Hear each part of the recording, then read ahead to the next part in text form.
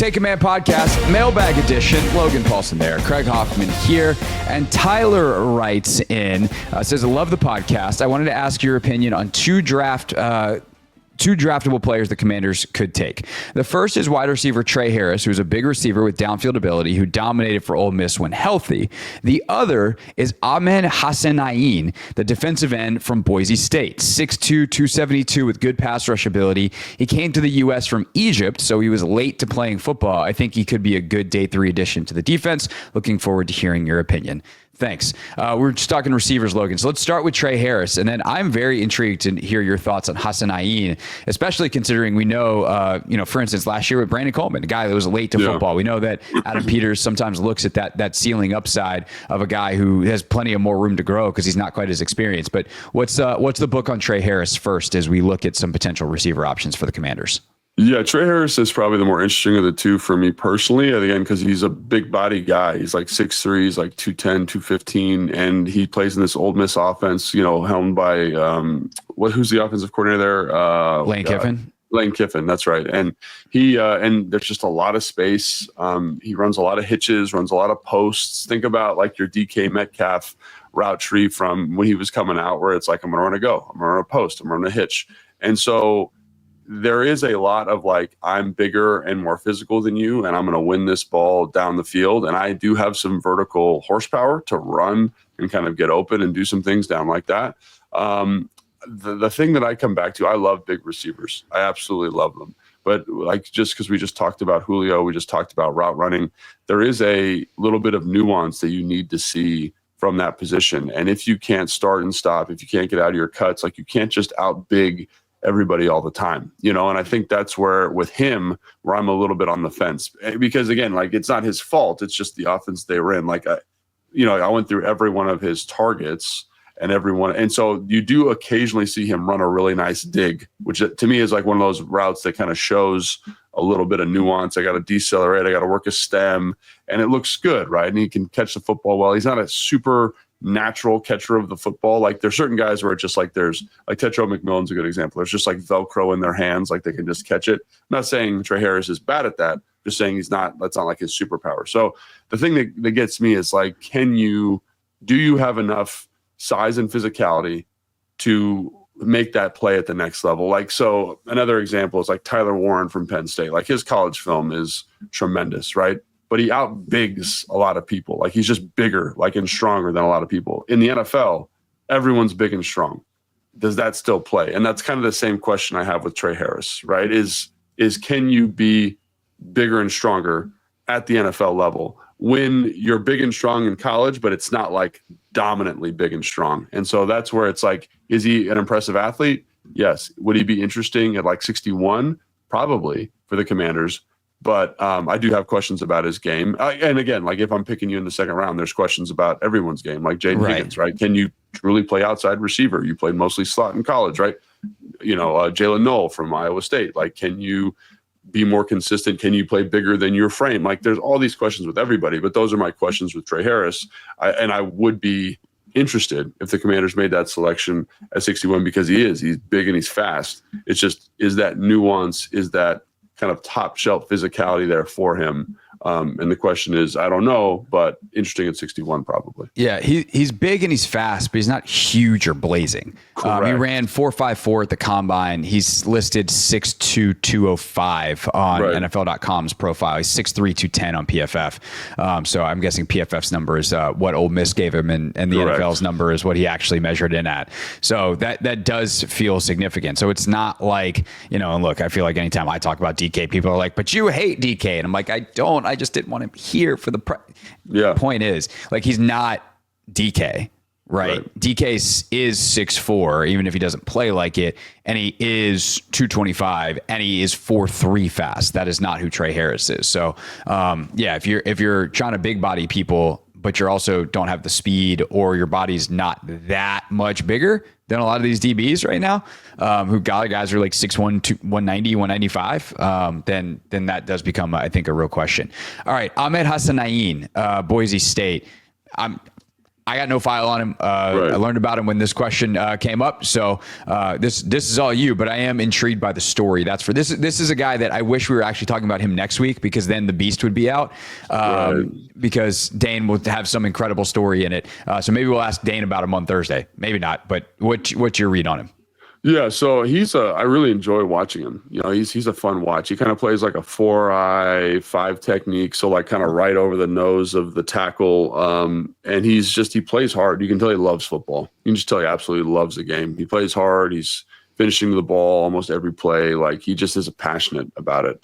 The problem with him is he's 6'1", he's 267.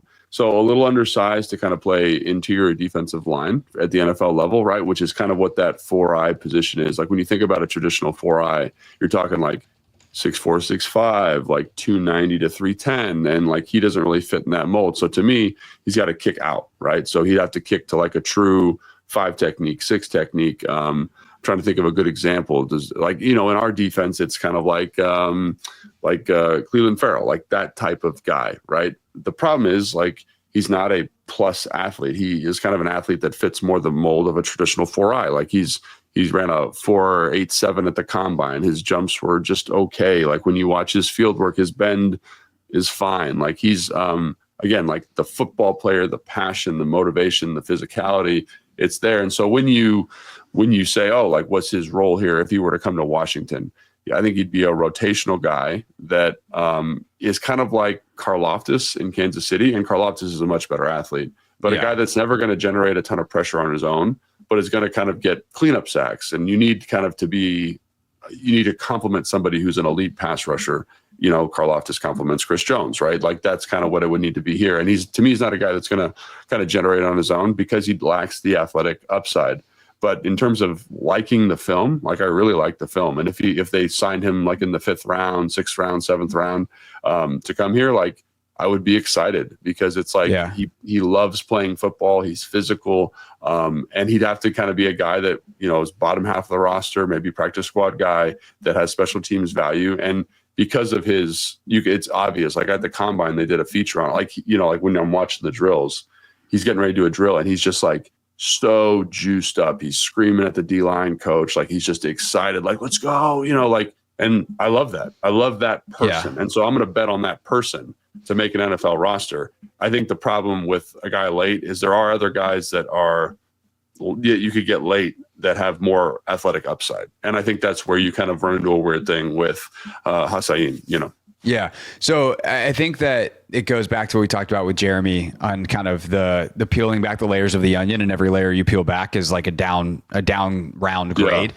And it's like, okay, for him, the idea of taking someone who hasn't been playing football that long often is they're a great athlete. And it's like, God, if we could mold this guy into a football player. And for him, not having that athletic upside feels like it's definitely going to peel away multiple layers almost at once. And so I think that's the hard sell for him. But if he's got the passion and you said the work ethic and all that stuff shows up, and he's going to light up interviews, and guys are just gonna be like, I want that guy in the room. That's definitely maybe a higher floor guy to bet on in theory, that he, at the very least, he's going to go out there and bust his butt on special teams and play really hard for the 7 snaps a game on defense you need him. And there are worse guys to have than a guy who has that kind of passion. And, also, what does he do to the rest of the room of, the star player can never slack off because there's that guy fighting for his life, just trying every single snap and paying, asking good questions in meetings and all that kind of stuff. And I was talking to Fred about this too. And it's like, ultimately what you're trying to find is people that love football. And to me, when I watch him play, when I see his kind of interviews, like, dude loves ball. So I'm going to take a bet on that guy. So does he move up my list? Yeah. But is he still in that range of we're still talking a 5th, 6th, 7th rounder for sure. Yes, correct. Yeah, for sure. In terms of first rounder, next question comes from Timoth78.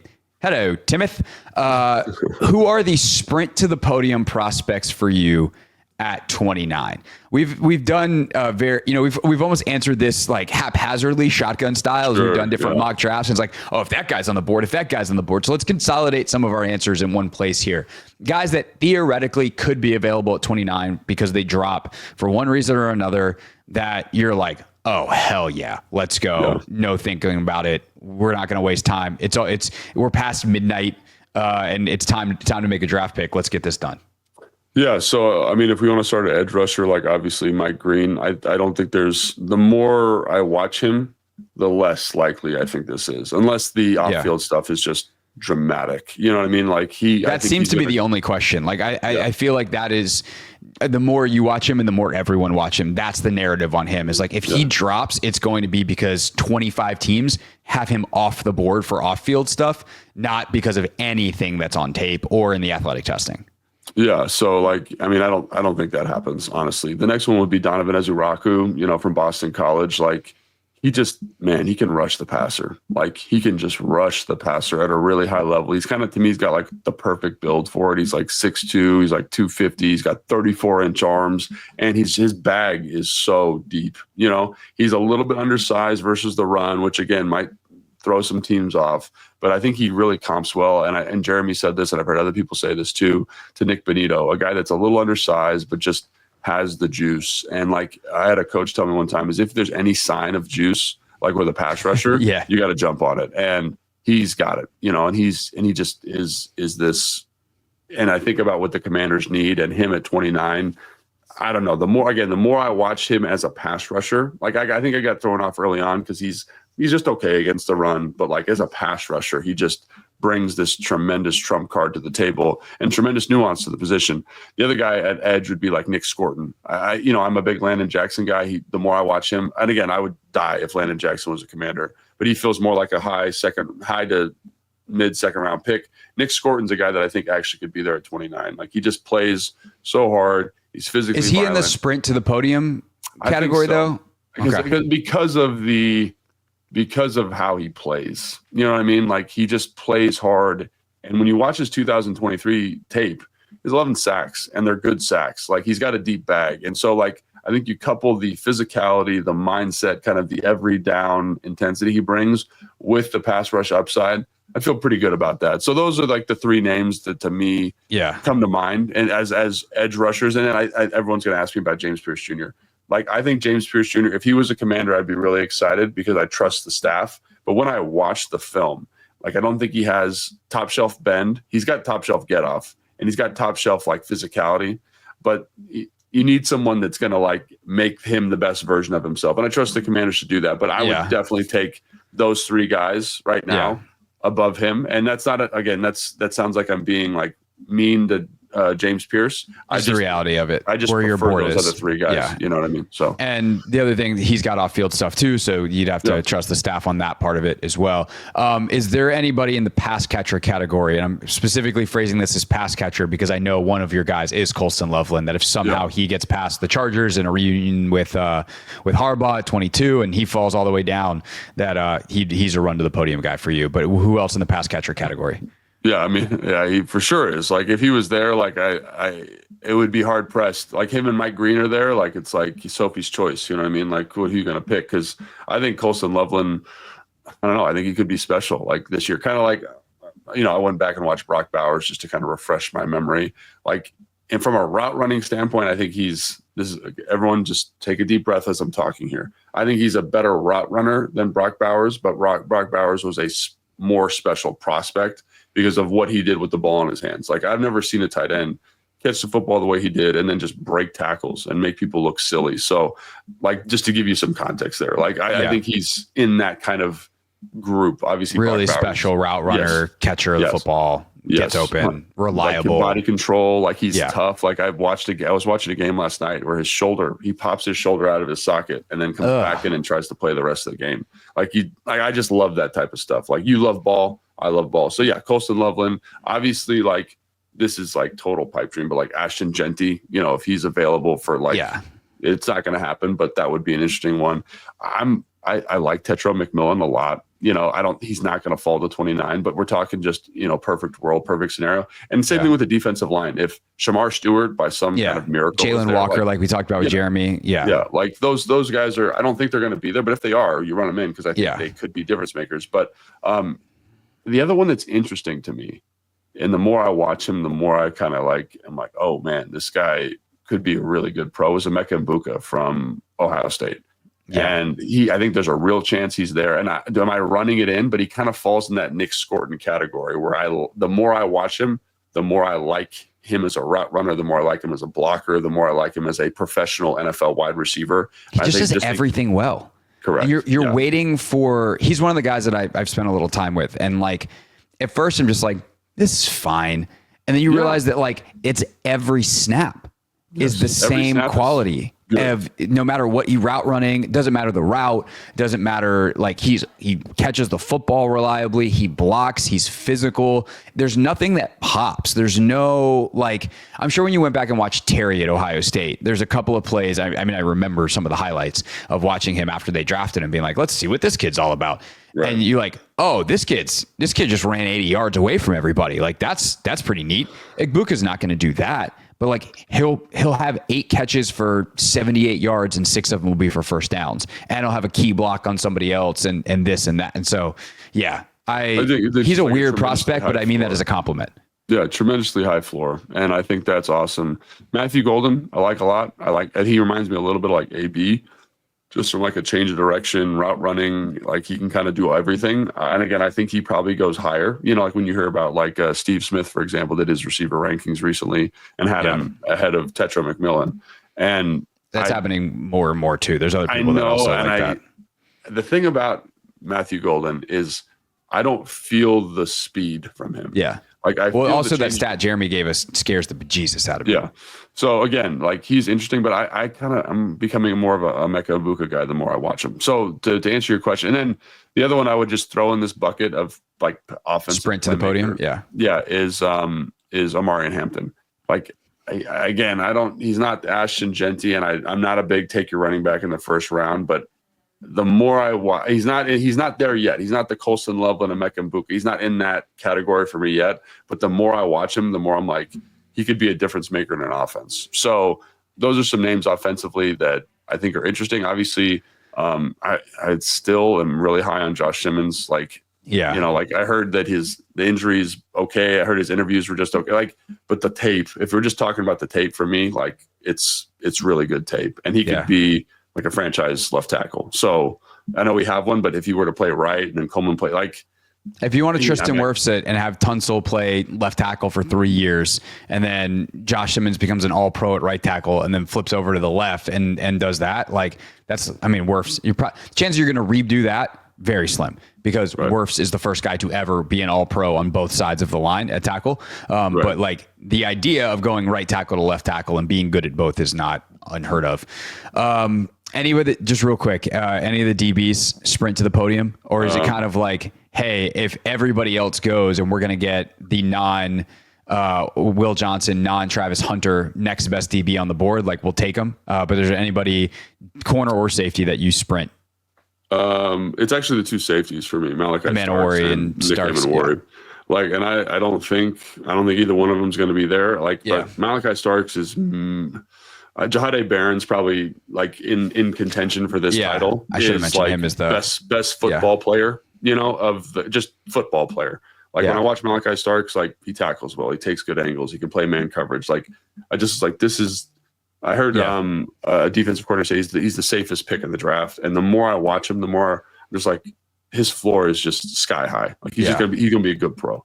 And then if you're trying to swing for the fences, like Nick Amenwori, like I don't love his tackling all the time, but like I'll be damned if he just showed you something just magical every once in a while. And you're just like, you know, so like those 2 guys for me, and then obviously Jahadae Barron, but I think he's a top 15 pick, but like, you know what I'm saying? Like those are the 3. And Amenwori and Starks might be, but they also might be available for Washington at the end of the first round. So that's kind of the crux of the question. The Amenwori, I mean, the physical tools are outrageous. One of the craziest raw athletes we've ever seen. But also I've heard Dane talk about his teammates just raving about his mental side and the plays he makes and his understanding of coverage and all that kind of stuff. So that's something that I think is worth tagging for a guy that's kind of put out there as a physical freak. Like his mental game's pretty strong too. Yeah, and I don't know if that answers the question, but I know we talked about a lot of guys, but it feels like we kind of touched on them. Like, you know what I mean? Like, I think there's some guys we're excited about. Question answered. One of those guys, please be available at 29.